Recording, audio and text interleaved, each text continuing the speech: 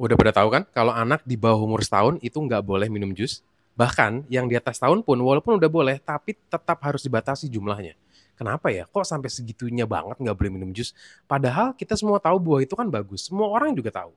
WHO aja suruh konsumsi buah. Tapi kenapa bahkan ya yang jus tanpa tambahan gula itu juga nggak boleh? Kira-kira kenapa ya? Jadi gini. Kita samakan persepsi dulu ya. Jadi kalau misalnya kita itu dengar kata-kata jus, kebanyakan dari kita yang kebayangnya adalah kayak gini. Padahal yang sebenarnya disebut jus itu adalah yang kayak gini. Iya, yang nggak boleh buat anak di bawah setahun dan harus dibatasi buat anak setahun ke atas itu adalah jus di mana si cairan buah dan seratnya itu terpisah. Kalau bahasa Perancisnya tuh diperas. Nggak lucu. Tapi pertanyaannya masih sama. Kenapa kok air buah sampai nggak boleh? Gini, gue coba jelasin ya dengan bahasa seawam mungkin.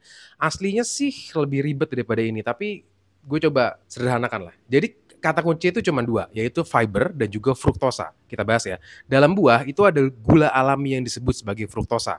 Dan kita semua tahu bahwa buah itu mengandung fiber atau serat. Nah, fruktosa ini kalau dikonsumsi berbarengan dengan serat, misalnya kita konsumsi buah langsung atau di blender, ya intinya tidak dipisah deh.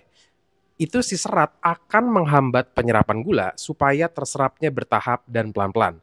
Dan ini adalah hal yang bagus buat tubuh karena penyerapan gula terjadi secara pelan dan bertahap. Ngerti ya? Nah, sekarang kalau si fruktosa ini dikonsumsi tanpa serat dalam hal ini jus atau apapun, yang intinya misah deh serat sama si air. Si gula yang ada di dalam buah akan terserap secara langsung oleh tubuh karena nggak ada si serat tadi. Proses ini tuh ya, walau mungkin agak beda, tapi mirip lah dengan mekanisme kalau anak mengkonsumsi minuman kemasan yang tinggi gula itu. Kurang lebih prosesnya mirip. Nah, pertanyaannya adalah, emang kenapa sih kalau misalnya penyerapannya cepat?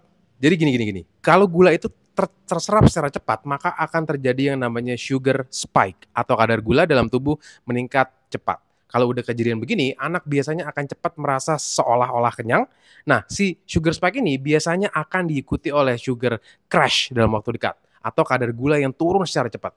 Apa yang terjadi kalau misalnya sudah terjadi sugar crash, anak jadi lemes, cranky, rewel, marah-marah mulu, dan yang paling penting adalah akan terjadi sugar cravings, atau si anak jadi kepengen banget sesuatu yang manis-manis, maunya manis-manis saja.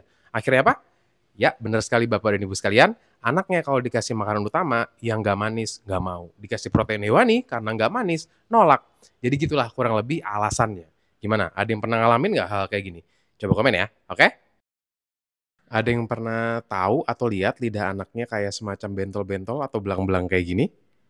Ini disebut sebagai geographic tongue. Iya, karena bentuknya yang kayak peta, jadi disebut sebagai geographic tongue. Kondisi ini itu disebabkan oleh peradangan ringan, bahkan bisa dibilang sangat ringan di permukaan lidah. Penyebabnya apa? Macam-macam lah. Bisa karena kotoran yang masuk mulut, bisa karena virus, bisa karena bakteri, suhu makanan, atau senyawa dari makanan juga bisa. Intinya apa aja bisa bikin kayak gitu. Terus gimana? Tenang aja, kondisi ini tuh nggak berbahaya sama sekali dan nggak ada gejala apapun. Nggak ada sakit, nggak ada nggak nyaman, ya biasa aja lah intinya. Kondisi ini bakal hilang sendiri tanpa perlu diberikan obat apapun. Tapi silakan dibawa ke dokter kalau ternyata anaknya ngerasa nyeri atau pada anak yang kecil yang belum bisa ditanya, itu anak rewel atau tiba-tiba aja nggak mau makan atau nggak mau nyusu. Oke?